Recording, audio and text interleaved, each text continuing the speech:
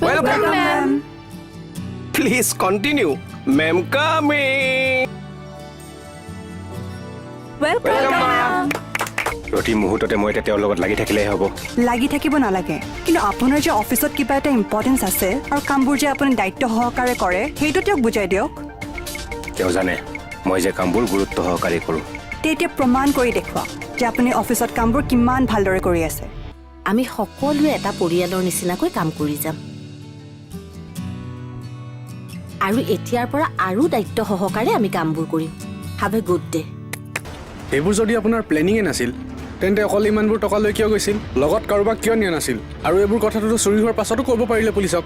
মই অকলে যাব বিচৰা নাছিলোঁ, মোৰ লগত মোৰ ছোৱালীও যোৱা কথা আছিল, কিন্তু অফিচত এখন জৰুৰী মিটিং থকাৰ বাবে তাই যাব নোৱাৰিলে, সেইকাৰণে মই অকলে যাবলৈ বাধ্য হ'লোঁ।